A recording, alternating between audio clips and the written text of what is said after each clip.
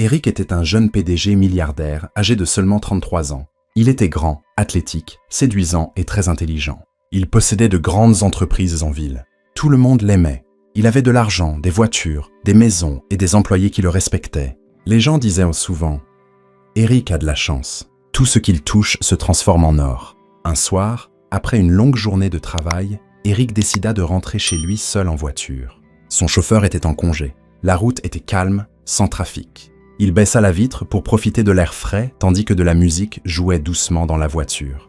Mais soudain, une voiture noire surgit de nulle part et lui barra la route. Avant qu'Eric ne puisse comprendre ce qui se passait, 3 hommes vêtus de noir, portant des masques, sautèrent de la voiture. « Descends maintenant !» cria l'un d'eux. Le cœur d'Eric se mit à battre rapidement. Il était choqué et effrayé. Il ouvrit lentement la portière de la voiture. « S'il vous plaît, ne me faites pas de mal », dit-il. L'un des hommes se précipita vers lui et lui donna une gifle violente. Un autre lui saisit le cou et le poussa à terre. Ils lui prirent ses téléphones, son portefeuille, sa montre, sa chaîne en or et même ses chaussures. Ils le traînèrent dans leur voiture et partirent à toute vitesse. Ils roulèrent pendant des heures. Les lumières de la ville s'estompèrent derrière eux. Bientôt, ils empruntèrent des chemins de brousse, passant par de petits villages et des fermes. Enfin, ils s'arrêtèrent dans un village éloigné et sale. Il y avait un bâtiment inachevé près de la brousse. Le bâtiment n'avait ni porte, ni fenêtre, ni lumière. Il ressemblait à une maison hantée. Ils tirèrent Eric hors de la voiture et le traînèrent à l'intérieur. À l'intérieur, les moustiques bourdonnaient. Le sol était couvert de sable et de blocs cassés. Ils lui enlevèrent ses vêtements, ne lui laissant que son maillot de corps blanc et son short. Puis, ils lui attachèrent les mains et les pieds avec des cordes solides. Il ne pouvait ni bouger, ni s'enfuir. « Appelle quelqu'un qui peut nous apporter de l'argent », dit l'un d'eux. « S'il n'y a pas d'argent, tu mourras. » Eric les regarda, son corps tremblant. « S'il vous plaît, ne me tuez pas, je vais appeler quelqu'un. » Ils sortirent l'un de ses téléphones et le placèrent près de lui. Eric réfléchit un instant. Il ne voulait pas appeler ses parents pour ne pas les faire paniquer. Puis il pensa à son meilleur ami, Ben, son ami proche, celui en qui il avait le plus confiance. Il murmura « Laissez-moi appeler Ben, il peut t'aider. » Ils acquiescèrent. Le téléphone sonna et Ben décrocha. « Allô Eric, où es-tu ? Je t'appelle depuis tout à l'heure. » Eric tenta de rester calme, même si des larmes se formèrent dans ses yeux. « Ben, s'il te plaît, j'ai besoin de ton aide. J'ai été kidnappé. Ils veulent de l'argent. Aide-moi, s'il te plaît. Ne dis rien à personne. Aide-moi. » Ben sembla surpris. « Quoi ? Kidnappé ? Où es-tu ? Qui sont-ils ? » « Mon Dieu !» Eric parla lentement. « S'il te plaît, Ben, parle-leur. Je te fais confiance. Tu es le seul que je peux appeler maintenant. » L'un des kidnappeurs prit le téléphone et parla à Ben. « Nous avons ton ami. Si nous n'obtenons pas l'argent, il meurt. Nous te rappellerons plus tard. » L'appel se termina. Le kidnappeur regarda Eric et rit. « J'espère que ton ami t'aime, car ta vie est entre ses mains. » Ils jetèrent le téléphone dans un coin de la pièce et s'éloignèrent. Eric resta assis là, attaché, en sueur et confus, des larmes coulant sur son visage. Il se dit à voix basse « Quelqu'un les a envoyés. Je le sens. Ce n'est pas un vol ordinaire. Il m'attendait. Mais qui ? Qui me ferait ça ?» Son esprit était vide. Il réfléchit intensément, mais aucun nom ne lui vint. Il continua à murmurer dans l'obscurité. « Qui a planifié ça ? Qui veut me voir disparaître ?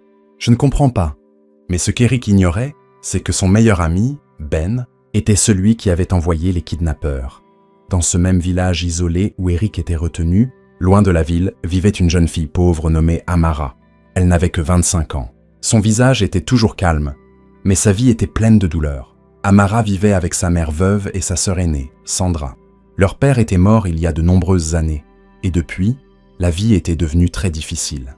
Amara vendait du maïs grillé au bord de la route pour subvenir aux besoins de sa famille. Chaque jour, elle portait son petit sac de maïs au marché, le faisait griller sur un feu près de la route et attendait patiemment les clients. Mais les affaires n'étaient pas toujours bonnes. Sandra, sa sœur aînée, n'aimait pas le mode de vie d'Amara. Sandra s'habillait avec des vêtements courts et brillants et fréquentait des hommes riches du village. Elle rentrait toujours avec beaucoup d'argent. À la fin de chaque journée, les deux filles donnaient ce qu'elles avaient gagné à leur mère. Une nuit, Amara dit doucement « Maman, voici ce que j'ai gagné aujourd'hui », haute en déposant quelques billets de Naira dans la main de sa mère. Puis Sandra entra. Sa robe était moulante et brillante. Elle posa une liasse d'argent sur la table et sourit. « Maman, voici ta bénédiction pour la nuit. » Les yeux de leur mère s'illuminèrent. « Sandra, tu es ma fille en or. Que Dieu te bénisse. Tu sais comment gagner de l'argent.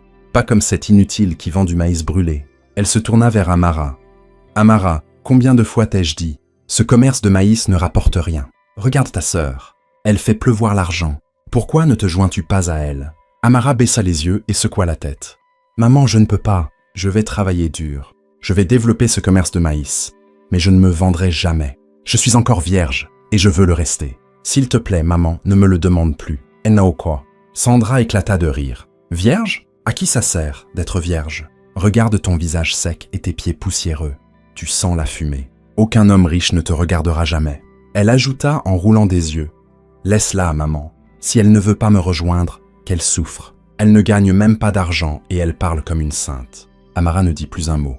Elle entra silencieusement dans sa chambre. Cette nuit-là, elle pleura dans son oreiller, mais elle ne renonça pas. Le lendemain matin, Amara se leva tôt et alla au marché. Elle acheta du maïs frais, espérant une meilleure journée. Elle décida de changer d'emplacement pour vendre.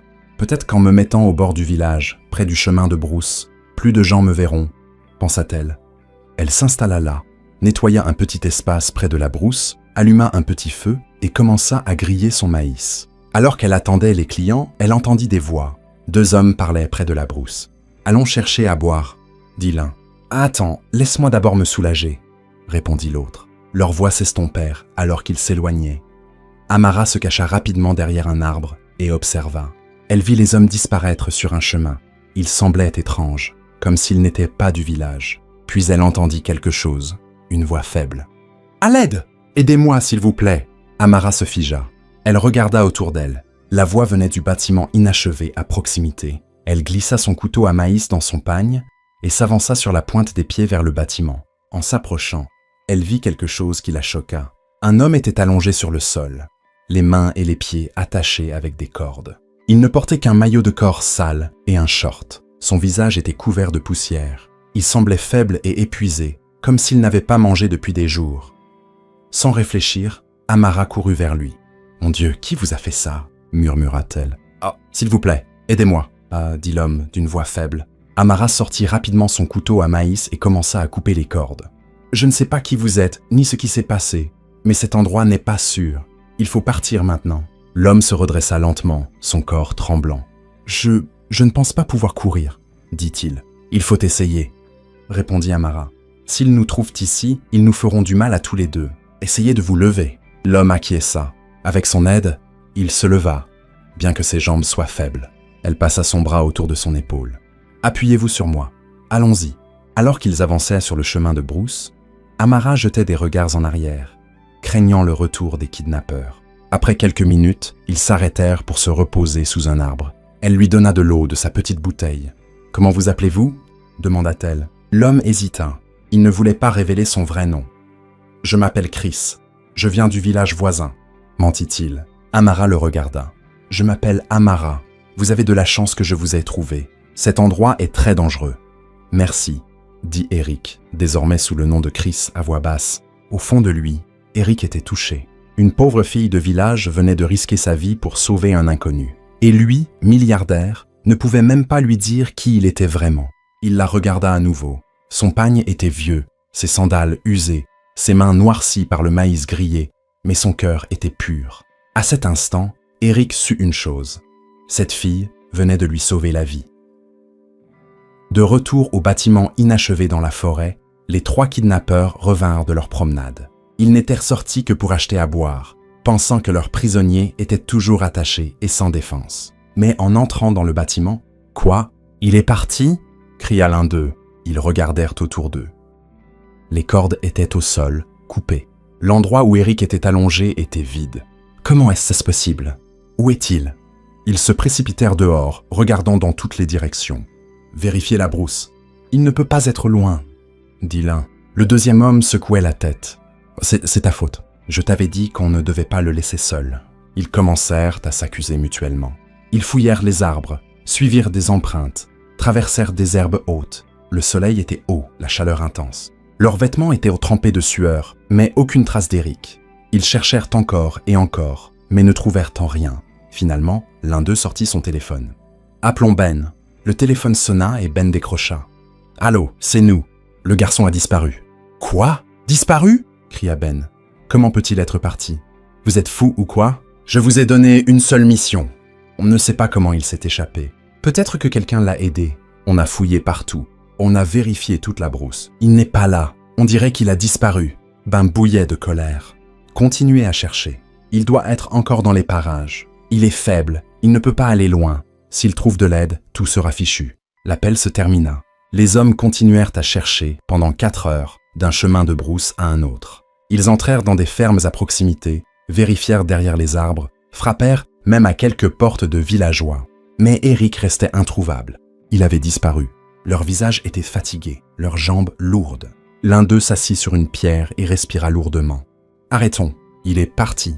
Cette mission a échoué. » Un autre se tenait à côté de lui, regardant au loin. « Allons-y, avant que quelqu'un d'autre ne nous voie et ne pose des questions. » Ils s'éloignèrent en silence, leur mission avortée, et leur patron Ben, attendant une rançon qui n'arriverait jamais. Loin de la forêt, Amara et l'homme qu'elle connaissait désormais sous le nom de Chris arrivèrent à sa petite maison. Le soleil se couchait déjà.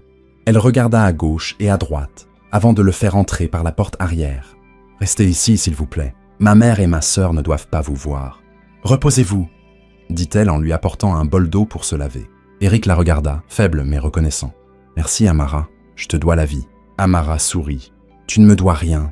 Repose-toi, tu es en sécurité maintenant. » En ville, les parents d'Eric, le chef Titus et sa femme Agatha étaient inquiets. Cela faisait 2 jours qu'ils n'avaient pas de nouvelles de leur fils unique. Ses téléphones étaient éteints, pas de messages, pas de réponse aux emails, et Eric n'était pas du genre à rester silencieux longtemps.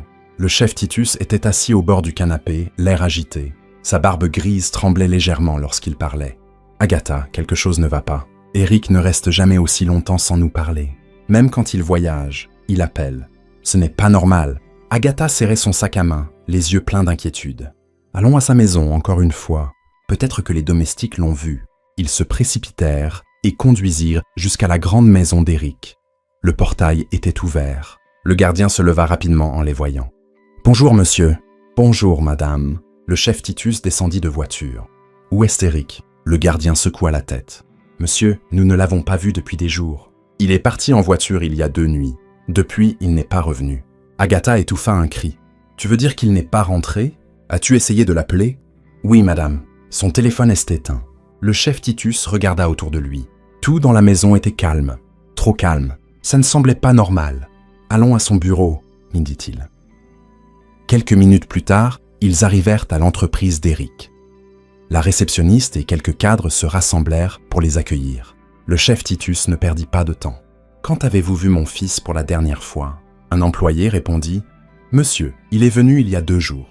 Il a assisté à une courte réunion et est parti dans sa voiture noire. Depuis, nous n'avons pas eu de ses nouvelles. » Agatha commença à pleurer doucement. « Où est mon fils? Mon Dieu, protège mon fils. » Le chef Titus essuya ses larmes. « Allons chez Ben, » dit-elle soudainement.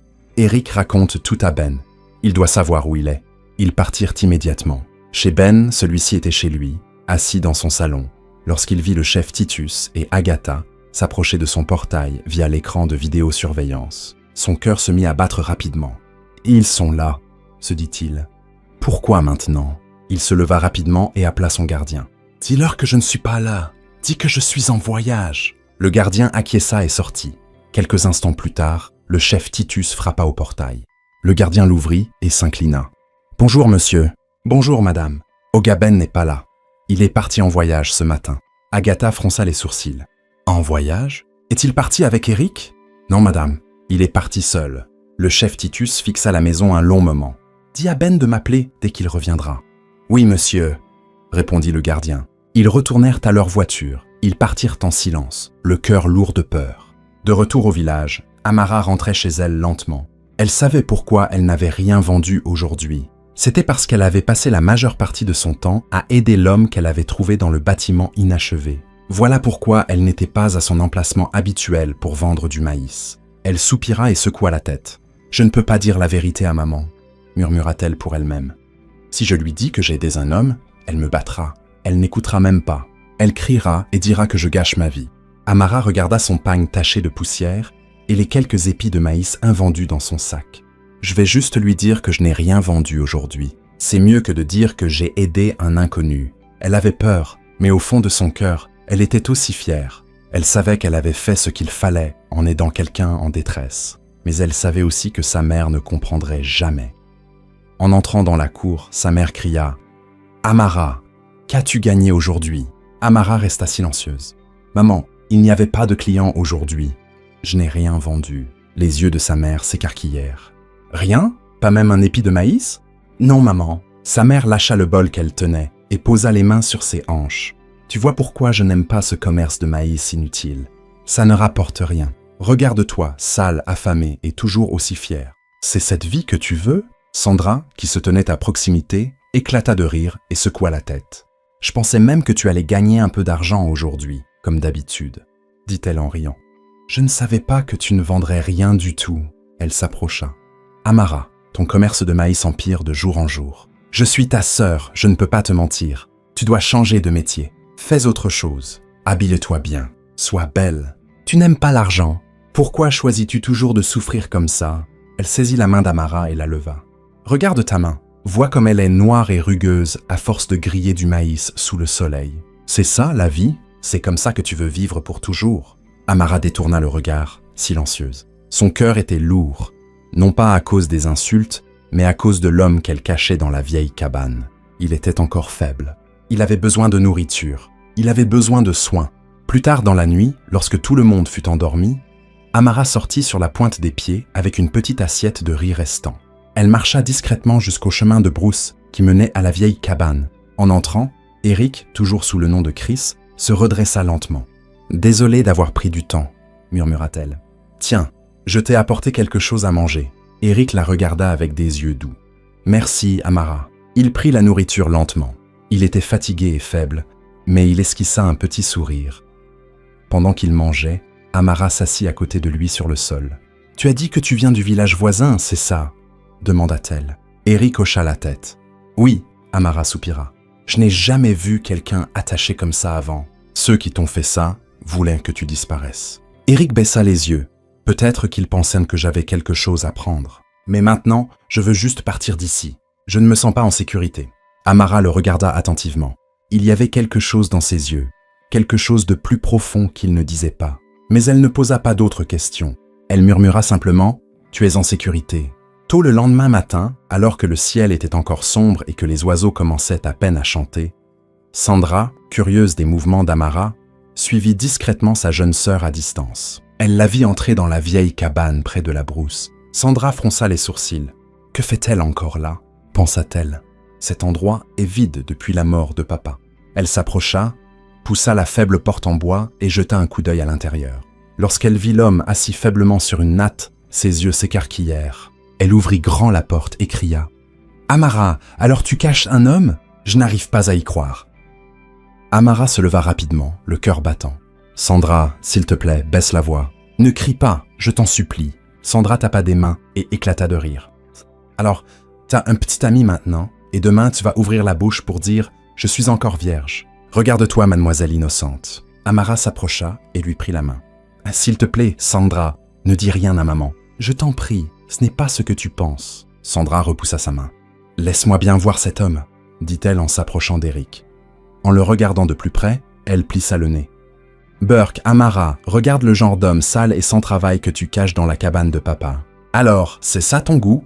C'est ça ton grand secret ?» Elle se tourna vers Eric, qui resta silencieux sans dire un mot. Sandra rit de nouveau. « À ton âge, une fille te cache dans une cabane dans la brousse. Pas de travail, pas d'avenir, et tu ne peux même pas parler. » « Sandra, arrête, » dit Amara fermement. « Tu l'embarrasses. Ce n'est pas mon petit ami.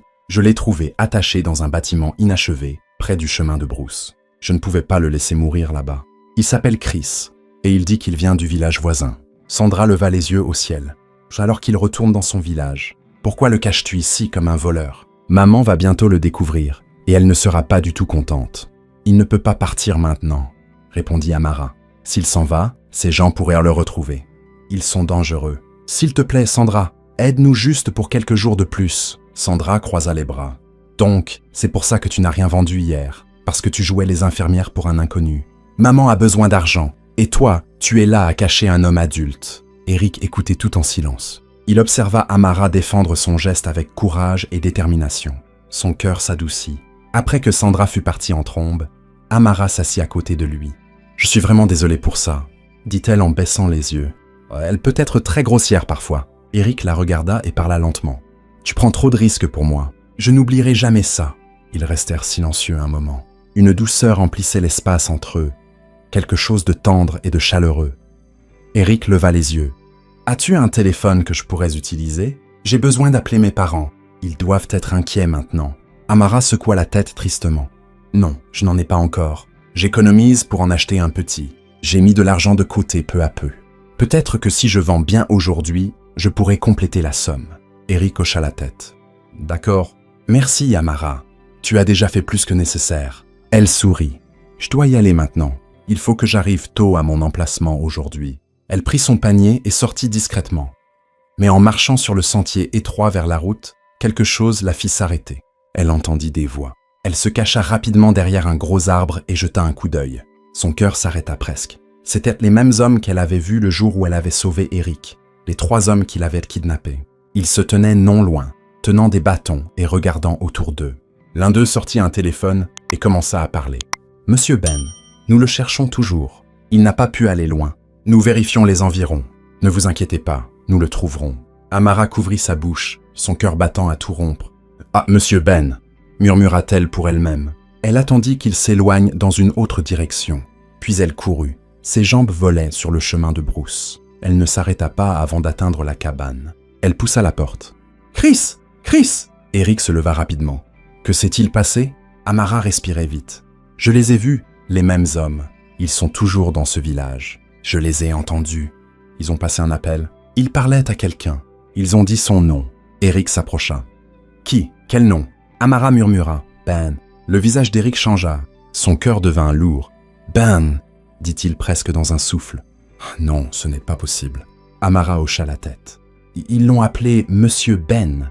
Ils ont dit qu'il était celui qui leur donnait des ordres. » Eric s'assit lentement. Sa tête tournait. Son meilleur ami, son frère de cœur, la personne en qui il avait le plus confiance au monde, était derrière sa souffrance. « Je dois quitter cet endroit. » Mais, dit Eric doucement, « je ne peux plus rester ici. Ce n'est plus sûr. S'ils cherchent encore, ils ne s'arrêteront pas avant de me trouver. » Amara le regarda. « Où iras-tu? Tu ne peux pas marcher loin. Ton corps est encore faible. »« Je ne sais pas encore, » dit Eric en détournant les yeux. « Mais je dois partir et trouver un moyen de démasquer Ben. » Amara tendit la main et serra la sienne. « Tu n'es pas seul, Chris. » Ce soir-là, le ciel était gris. Une brise fraîche traversait le village. Amara était assise en silence devant la cabane, réfléchissant à ce qu'il fallait faire ensuite. Eric, encore faible mais un peu plus fort, venait de finir de boire le pape chaud qu'elle lui avait apporté. Amara se leva et marcha lentement vers la maison principale. Elle trouva Sandra assise sous le manguier, tapotant sur son téléphone et mâchant des arachides grillés. « Sandra !» dit Amara doucement. Sandra leva les yeux avec un rictus. « Quoi encore ? J'espère que ton mari va bien. » Amara ignora ses paroles. « S'il te plaît, je t'en supplie. J'ai besoin de ton aide. Laisse Chris utiliser ton téléphone. Juste un appel. Il veut appeler ses parents. Ils doivent être inquiets. » Sandra éclata de rire. « Alors, ton petit ami sale et affamé a des gens à appeler, et tu le caches toujours dans la cabane de papa. Amara, est-ce que tu réfléchis? As-tu même demandé ce qu'il a fait? Et s'il était un criminel, pourquoi était-il attaché dans la brousse d'abord ?» Sa voix devint plus forte. À ce moment-là, leur mère, qui pilait de l'igname dans la cuisine, entendit la voix de Sandra. Elle posa le pilon, s'essuya les mains sur son pagne et sortit en colère. « Qu'est-ce que j'entends? Amara cache un homme dans cette maison ?» Amara se tourna rapidement et tomba à genoux. « Maman, s'il te plaît, ce n'est pas ce que tu penses. J'ai juste aidé un homme sans défense. Je n'avais pas l'intention de cacher quoi que ce soit. Il était attaché. Je l'ai trouvé comme ça dans la brousse. Il allait mourir. » Les yeux de sa mère étaient rouges de colère. « Amara, tu as amené un homme adulte dans ma maison. Tu le nourris, tu le laves, et tu n'as pas pensé que je devais être au courant? »« Maman, s'il te plaît, » supplia Amara. Sa mère cria. « Lève-toi, tu quitteras cette maison avec cet homme. Puisque tu penses maintenant que tu es une épouse et une mère, va vivre avec lui dehors. » Sandra croisa les bras et leva les yeux au ciel. « Maman, je te l'ai dit, Amara pense qu'elle est meilleure que moi. Mais regarde-la maintenant, cachant un homme comme une voleuse. » Sa mère se tourna à nouveau vers Amara. « Combien as-tu rapporté dans cette maison pour avoir l'audace d'amener un homme? Où est-il? Je veux le voir maintenant. Sandra n'attendit pas. Suis-moi, maman. Je vais te montrer où elle le cache. Amara se leva lentement, le visage couvert de larmes. Elle marcha derrière elle, le cœur battant. Elles arrivèrent à la vieille cabane. Eric était assis sur une natte lorsque la porte s'ouvrit brusquement. Il se leva, surpris. Sa mère entra, le toisa de haut en bas avec dégoût. « Alors, c'est toi l'homme qui mange la nourriture de ma fille et se cache comme un rat. » Eric baissa la tête. « Madame, je suis vraiment désolé. Je ne voulais causer aucun problème. Je n'avais personne. Je ne savais pas où j'étais. Elle m'a seulement aidé. » Amara s'avança. « Maman, il ne ment pas. Je n'ai rien fait de mal. » Sa mère se tourna brusquement. « Fais tes bagages. Tu quitteras cette maison avec lui. Je m'en fiche de savoir où vous irez. Pars. » Les jambes d'Amara tremblèrent. Ses larmes coulaient comme de la pluie. Eric s'avança et essuya doucement ses larmes. « Tu n'es plus seul maintenant. Tu viendras avec moi. » Amara le regarda. « Mais où irons-nous ? Je t'emmènerai dans un endroit sûr. » Elle hocha lentement la tête. Elle n'avait pas d'argent, mais elle se souvenait de ses petites économies cachées dans son vieux sac. Elle courut à la maison. Sa mère ne l'arrêta pas. Elle prit ses économies, les attacha dans son pagne et suivit Eric. Ils arrivèrent sur la route principale. Eric s'appuya sur son épaule tandis qu'il marchait. Il était encore faible, mais il ne s'arrêta pas.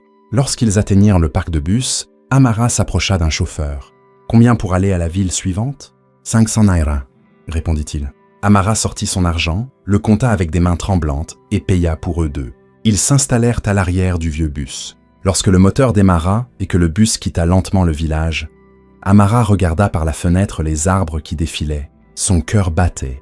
Elle ne savait pas où elle allait. Elle ne savait pas ce que l'avenir lui réservait. Mais elle savait une chose, elle avait suivi son cœur. Et maintenant, sa vie allait changer à jamais. La ville était lumineuse et animée. Les voitures circulaient rapidement. Les gens marchaient en costume. Et de grands immeubles se dressaient fièrement à chaque coin de rue. Amara était assise à côté d'Eric, regardant par la fenêtre comme dans un rêve. Elle n'avait jamais vu un endroit aussi propre, aussi brillant, aussi plein de vie. Eric sourit en la regardant. « Ça va ?» Amara hocha lentement la tête. « Oui, mais tout ça ressemble encore à un rêve. » Bientôt, la voiture s'engagea dans une grande propriété avec de hauts portails et des fleurs bordant les deux côtés de l'allée. Amara regarda autour d'elle, choquée. « C'est là que tu vis ?» Eric rit doucement. « Entre d'abord. » En descendant de la voiture, le gardien courut vers le portail. « Monsieur, bienvenue, monsieur. Nous étions tellement inquiets. La gouvernante a couru également. Mon Dieu, monsieur, où étiez-vous?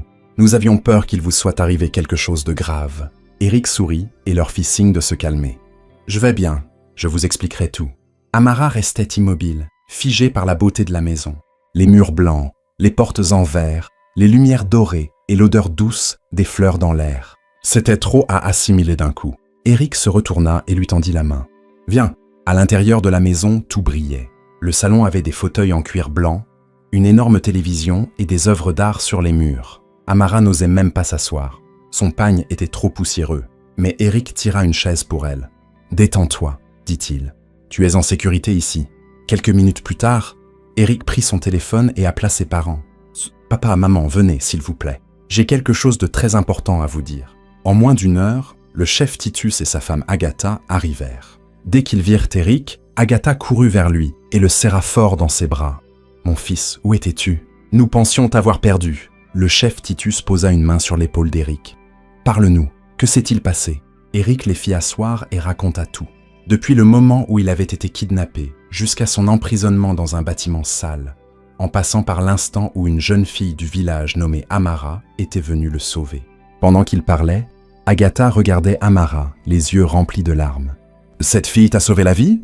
demanda-t-elle. « Oui, maman. » répondit Eric. « Elle m'a trouvé alors que j'étais presque mort. Elle m'a nourri, soigné et a risqué sa vie pour moi. » Le chef Titus se leva et s'approcha d'Amara. Il posa doucement une main sur son épaule. « Merci, » dit-il d'une voix douce. « Merci d'avoir sauvé notre fils unique. » Amara baissa la tête. « J'ai seulement fait ce qui était juste, monsieur. » Puis Eric les regarda. « Mais ce n'est pas tout, » dit-il. « Vous ne devinerez jamais qui a tout organisé. »« Qui ?» demanda Agatha. Le visage d'Eric devint sérieux. « C'était Ben. » Un silence s'installa dans la pièce. « Ben ?» demanda le chef Titus en reculant. « Ton meilleur ami, Ben ?» Eric hocha la tête. « Oui, c'est lui qui a envoyé ces hommes. C'est lui qui voulait que je disparaisse. » Agatha étouffa un cri. « Mais pourquoi? Qu'est-ce que tu lui as fait ?»« Je ne sais pas. répondit Eric. Mais maintenant, je sais qui sont mes vrais amis. Le chef Titus saisit immédiatement son téléphone. Je vais m'assurer que Ben et sa bande soient arrêtés sur le champ. Agatha prit la main d'Amara.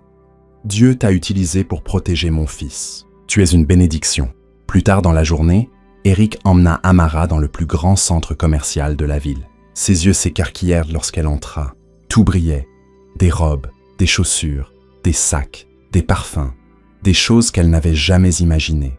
Eric se tourna vers elle avec un sourire. « Choisis tout ce que tu veux. En fait, prends tout ce dont tu as besoin. » Amara sembla choquée. « Mais je n'ai pas besoin de grand-chose. » Eric secoua la tête.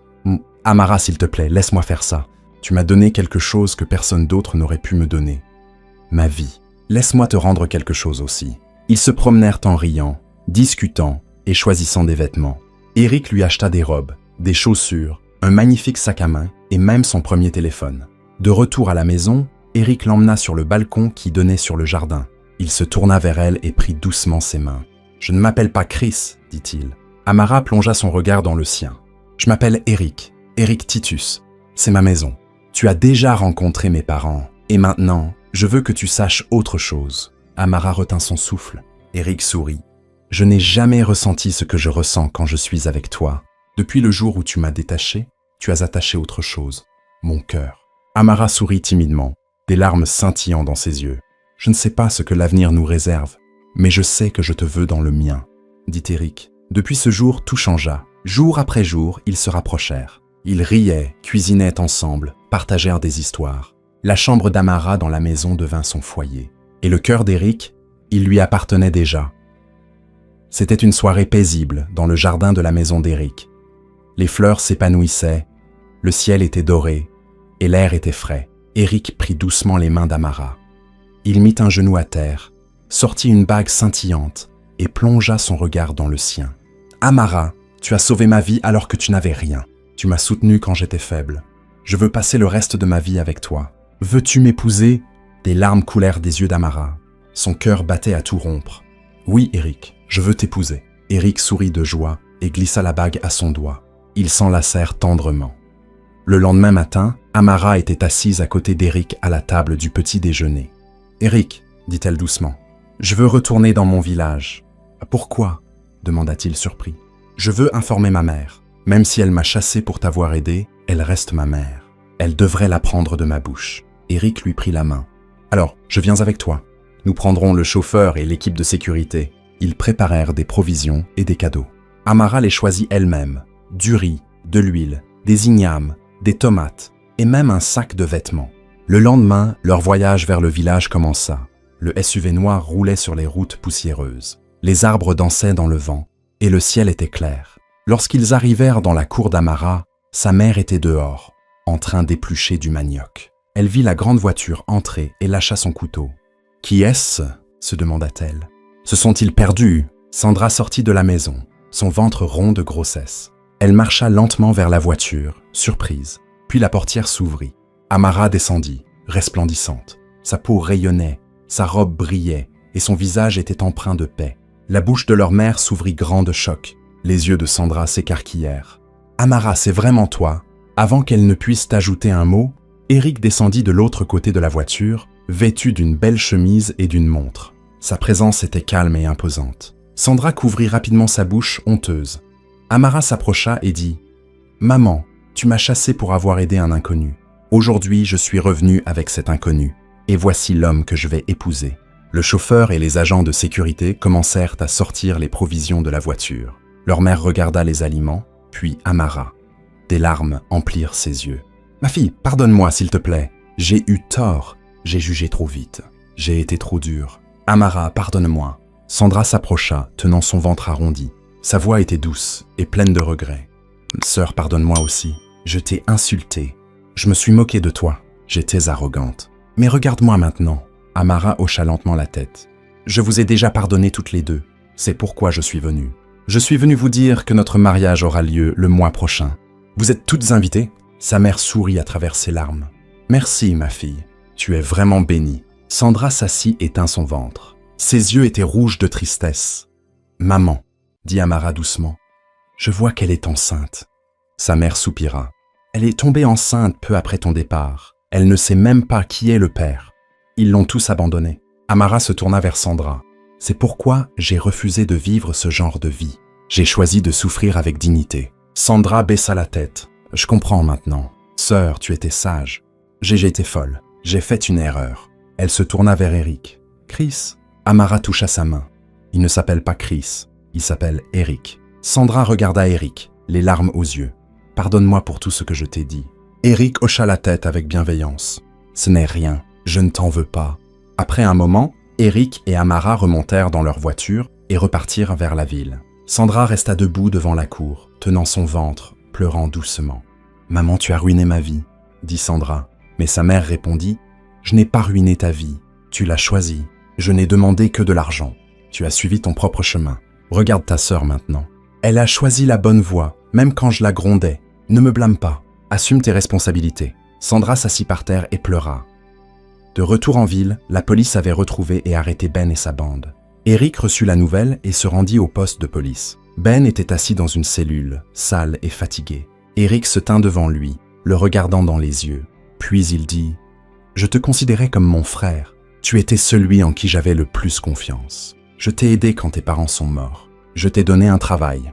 Je t'ai tout donné. Et pourtant, tu m'as trahi. » Ben saisit les barreaux de fer, les mains tremblantes. « Je suis désolé, Eric. J'ai été stupide.